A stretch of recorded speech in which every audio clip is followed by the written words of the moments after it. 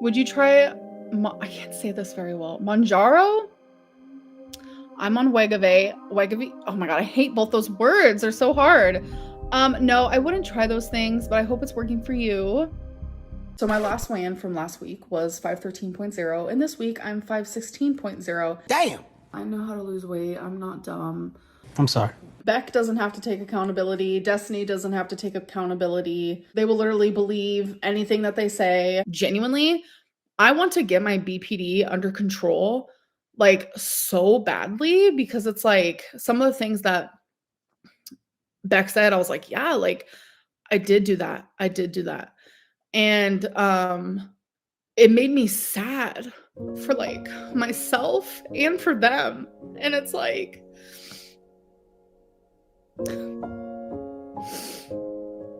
it just sorry, it's just a lot. Least favorite, super easy, Charlie Gold. And if I have to explain why, then I just ain't got the time. I ain't got the time. From time to time, I like to Google different animals or common objects that Amberlynn or Chantel's weight can be compared to. The average vending machine that's empty weighs between 400 to 900 pounds. As of Wednesday, Amberlynn weighs 516 pounds. So now let's talk about the goals that I had last week, which was literally just one. Work on my relationship with food. And yes, I have still been doing that. So I have two goals this week. One is I want to keep a food journal. Amberlynn has a collection of journals to match each pound that she weighs. How has one of them not been dedicated to tracking what she's eating? This does sound familiar, so maybe she's just cycling again. This will help me be aware of things that I'm eating because as you guys know, like I'm not counting the calories or anything like that. I'm strictly just like making better choices. But I'm finding myself like later in the night being like, what have I ate today? Like, nothing that's helping with her growing list of health issues. That's probably the answer majority of the time. Why do I feel hungry? Or why this, why that? If I have a food journal, I'll know exactly what I ate. Keeping a food journal is like one of the very most recommended things that like any dietitian or nutritionist will tell you to do. And that's probably why this won't stick. Recommended by a professional who specializes in that field, Amberlynn will find an excuse to stop. I give it about a week or two tops. Yes, I know, that may be generous. And my second goal is literally just take my medications as directed. And I want to document personally in my journal how I feel when necessary. So my last weigh-in from last week was 513.0, and this week I'm 516.0. Damn! I know how to lose weight. I'm not dumb. I'm sorry. And I'm telling you, not surprised. I have everything fighting against me. And right now, I am so overwhelmed with everything going on that I literally just cannot care over 3 pounds of a fluctuation. Genuinely can't. If it happens again next week, that's when I'll care. It's been happening for over 10 years though. So I did my weigh-in and I was right on point. I was 368.0. This will be my first weigh-in on this channel. But just to clarify, that my highest was 420, so I've lost 52 pounds. So my last weigh-in from last week was 513.0, and this week I'm 516.0. The upward trend on the scale is one of the most consistent topics on Amberlynn's platform. Another trend is the growing list of excuses that have been coming in the form of lab results and diagnoses. At least diabetes isn't one of them, for now. So we did my fasting labs and I got those results today. A doctor actually sent me a whole message kind of going over my results and talking about like the abnormal results and what it could mean, etc., etc. And regarding if I have diabetes or not, I want to show you this clip. All right, you guys, my results are in. This is my MacBook. We're zoomed in so you don't see anything personal. And then I signed into my little chart thing and it looks like some of my results are a little off and it definitely scares me. I mean, I don't know. I don't really feel like sharing those things. I feel like that's private. I literally was about to go on my laptop and pull it up for you guys, but I feel like I don't need to give all the info on my stuff. I'm signed into my little health portal. I'm gonna click test results. So we did a multitude of things here, but we're about to find out. Here's my hemoglobin A1C to determine am I diabetic or not. This is almost comparable to when someone films the moment they find out if they got into the school they applied for or passed something really important like the bar. But it's a 500-pound woman trying to prove to strangers online that she's not diabetic. Okay. All right. No. Oh my gosh. I'm telling you, 5.4 is my actual exact number that I always am every time I get this checked. So not even a pre-diabetic. So pre-diabetic would be 5.7 through 6.4. I do not have diabetes. I'm not even pre-diabetic. That is always something that is just like in the back of my mind. I'm just always fearful that it's gonna happen or is happening and I don't know about it. Just because you're fat does not mean you have diabetes, and just because you're skinny doesn't mean you won't get diabetes. Okay. But some of my blood work is a little off. Some things that are questionable that he said is something to really worry about right now. But there is something that I'm going to be going on medicine for. Turns out I have hypothyroidism. That's so hard to say for me. I don't know why. Amberlynn will eventually figure out how to say it because she'll be using it as an excuse for a long time to come. The moment I heard her say it, I just rolled my eyes. All I heard was another excuse added to the list. I'm guessing she'll just rotate between hyperthyroidism, lipedema, lymphedema, cellulitis, and more. So this video is obviously about my weight because so many people are like, Amberlynn, your face is looking a little bit like a moon. Have you stepped on that scale? And I did. I stepped on it over a month ago and I was at my lowest weight. I was at 467. That was actually after I ended up getting cellulitis.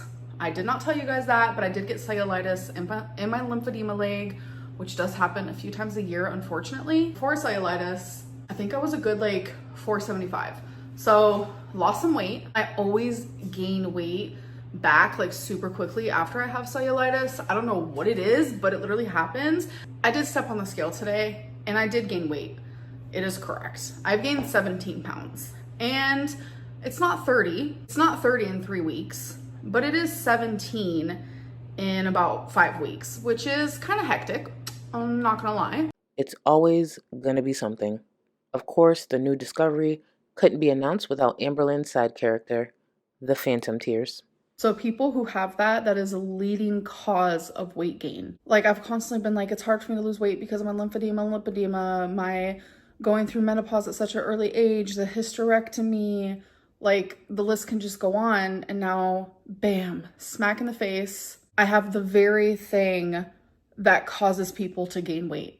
Like, it's just like, I feel like the world is like against me right now. And I know that could just be like my depression talking, but I just feel really, really overwhelmed and defeated. So having the hypothyroidism, God, I'm gonna hate saying that word. It causes like the hair thinning. So that's also like a double whammy. And it also causes like low moods and depression and exhaustion, brain fog, etc., etc. And I'm just like, wow, this is all also adding up for me. So on top of taking a medicine for that, I'm also gonna be taking a vitamin D because it was a little low.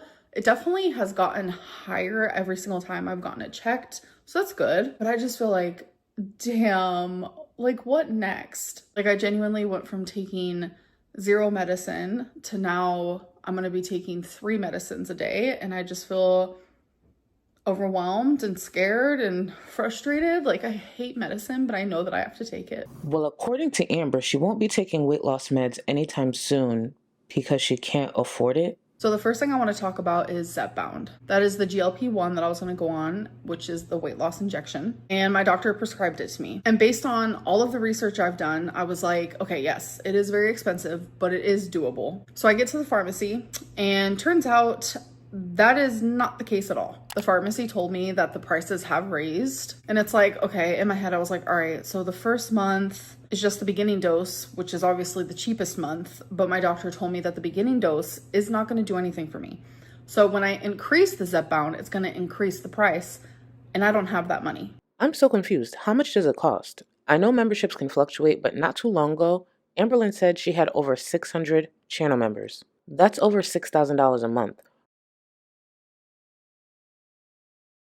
Earlier this month, she said that's how she'd be able to afford the weight loss meds.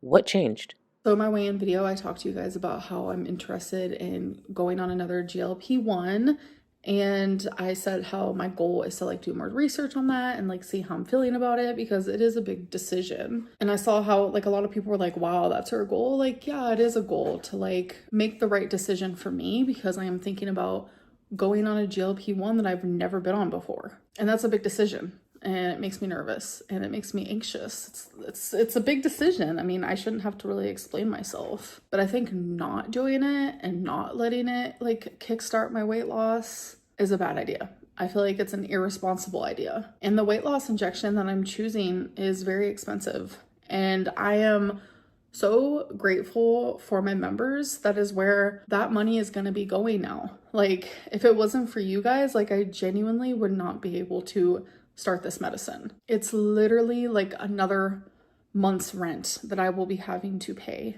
every single month. But with the memberships, it's going to help me a lot. So I just want to say I'm very grateful.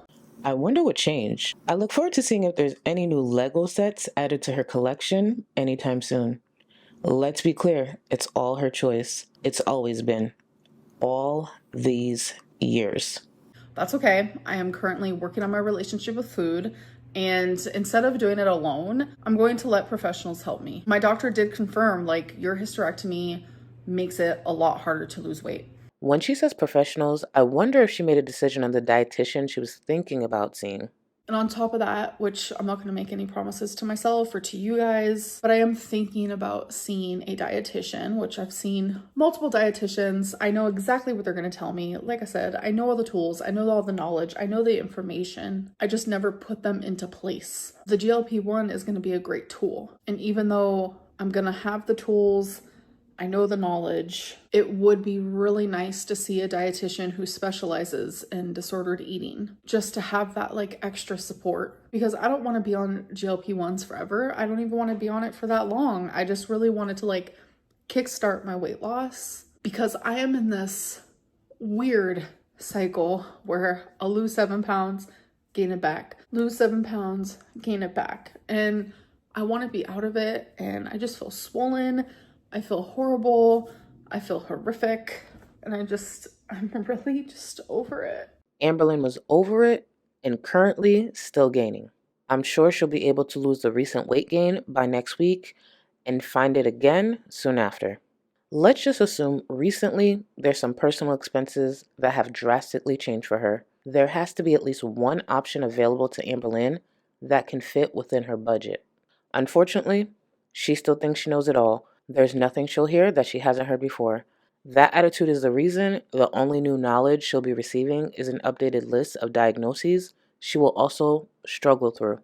Now, in Amberlynn's recent upload on Thursday, 2 specific topics really stuck out to me. Originally, I didn't understand how she didn't notice the contradiction, and then I had to remember it's Amberlynn Reid. Hi, Amber. So I watched Destiny and Becky's video about you. Okay. And something that struck me as odd was the constant glazing everyone was doing for them.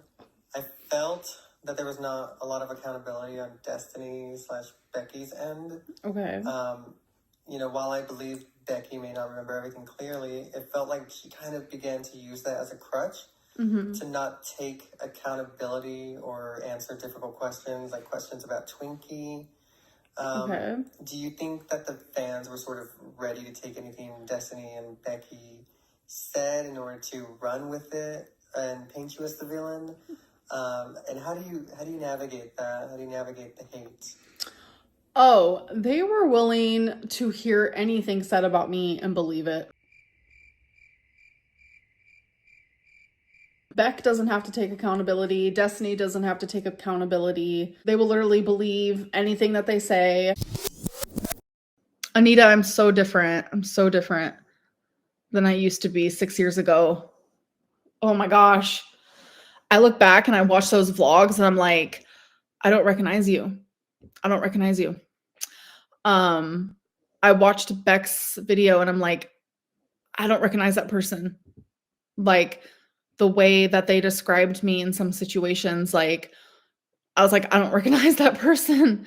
Like, it is, in a weird, twisted way, I'm almost grateful some of the things that Beck kind of put back in my memory, because it's like, wow, like, I genuinely have grown so much since being with them that, like, I did that without therapy. I had some therapy when I was with Feline, for, like, 9 months, and it was probably the best therapy I've ever done in my life. Um, but besides that, like, I have had to, like, work on myself by myself, and it's like, now that I'm getting back into therapy, it's like, I'm about to fucking glow the fuck up mentally. Like, I don't even care about, like, physically. I'm not trying to, like, glow up and become more attractive or whatever, but, like, mentally, like, genuinely, I want to get my BPD under control, like, so badly because it's like some of the things that Beck said, I was like, "Yeah, like, I did do that. I did do that." And, it made me sad for, like, myself and for them. And it's like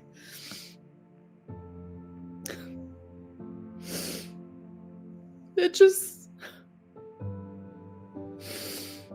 sorry, it's just a lot to, like, have to, like, I don't know. But anyways, in this weird way, like, I'm almost glad that I can look back and be like, "Okay, wow. I wish I could have, like, improved sooner, quicker, faster, but, like, no time is better than, like, now," you know? So, yeah. Beck doesn't remember a lot, and they lied a lot, and they exaggerated a lot. I relate to your anxiety and constant texting, worrying in relationships. It is a real thing and hard to treat. It sucks really, really hard with people that don't understand and mock it. It is. It is hard, like, that I had to deal with that, and it's also hard that Beck had to deal with that because at the time, I didn't even know what BPD was. I was like, I had no idea what that was. I would have people, like, message me in private and be like, "I think you have BPD," and I'd be like, "What the fuck is that? No, I don't. Like, leave me the fuck alone." Like, pretty much, you know, like, I don't have a personality disorder. Like, I would get, like, defensive about it. And it's like, now everything, like, makes sense to me, and it's like, I wish I would have known what it was. I wish I would've dug deeper. I wish I would have seen someone sooner because I feel bad that I put someone else in a situation where now 7 years later, they're making money off of how I treated them, but also lying at the same time. Like, I obviously feel bad for, like, the truth parts. And it's like, yeah, it sucks for me. It sucks to constantly have anxiety and constantly, like, my brain does not work like a regular person. That does suck. Like, it literally ruins my life, like, genuinely. But it also sucks for the other person. And I am not I'm not going to deny that at all. I think people would just appreciate you acknowledging that even though you struggle with BPD, being overly controlling was wrong and you regret treating your partner like that. I do. But it's like, I shouldn't have to do this in front of an audience, you know?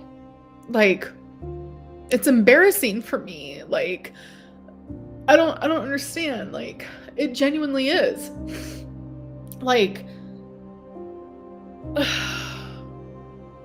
I shouldn't have to do this in front of an audience, and I stand by that. Like,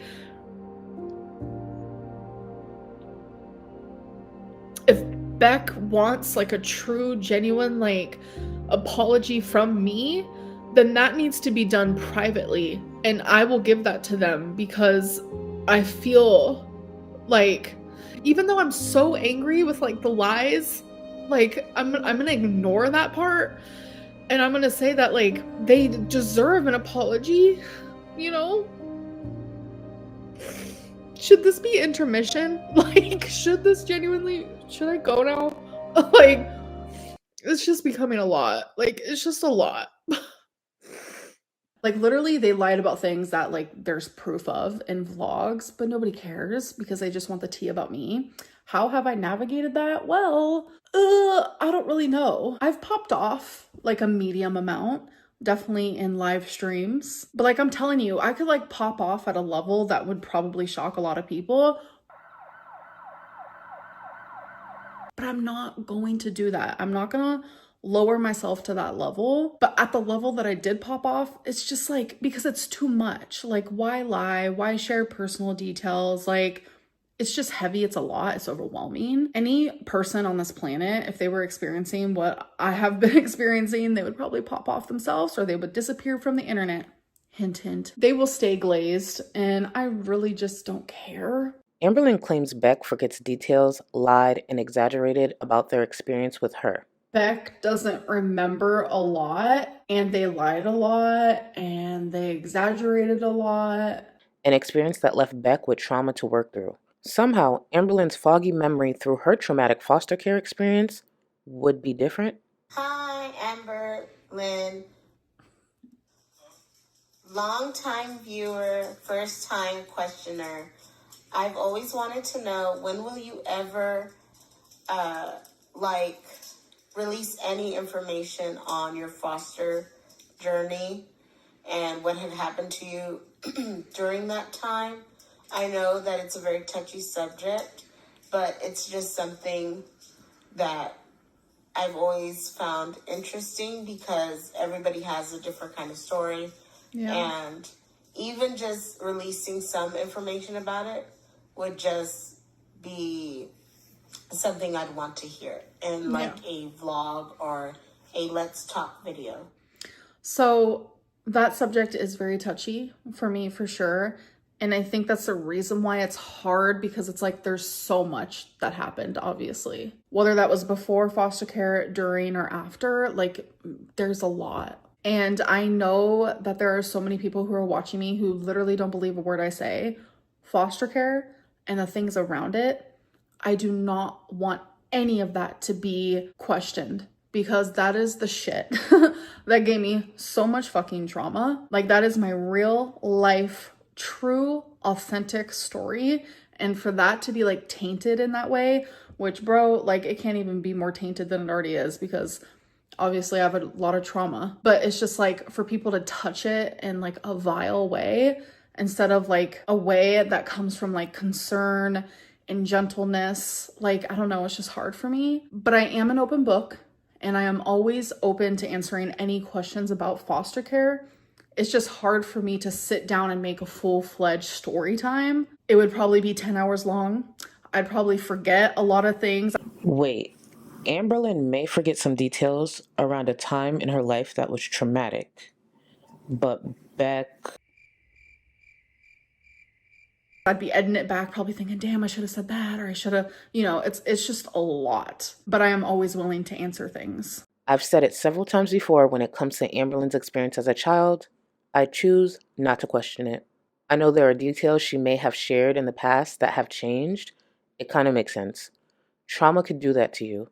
It could do that to someone at any age, including someone who is Beck's age.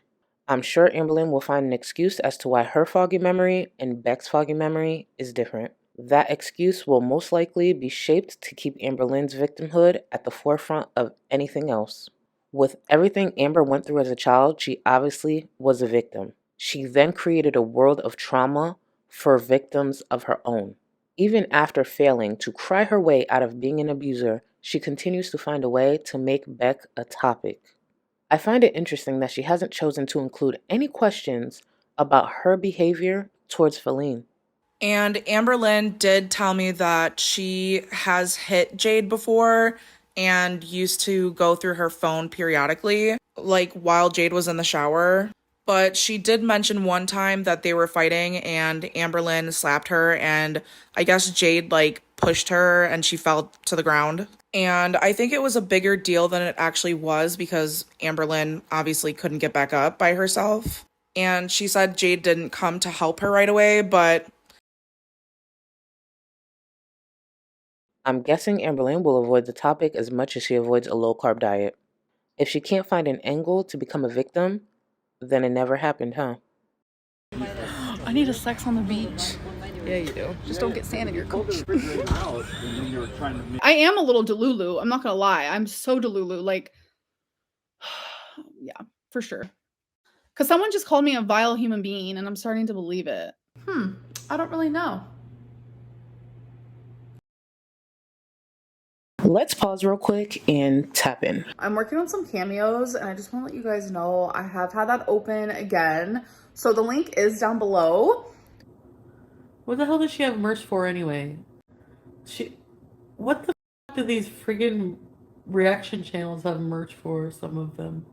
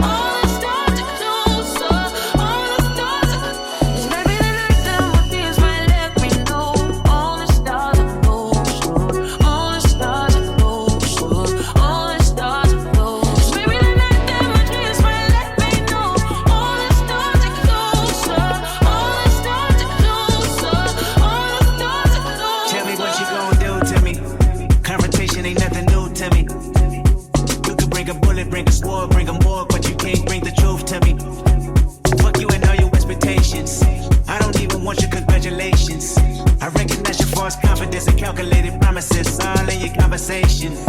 I hate people that feel entitled. Look at me crazy cause I ain't invite you. Oh, you important, you the moral to the story. You endorsing what the fuck, I don't even like you. Corrupt a man's heart with a gift. That's how you find out who you dealing with. A smart percentage you I'm building with. I want the credit if I'm losing or I'm winning. On my mama, that's the realest shit. All the stars are close, all the stars are close, all the stars are close. Maybe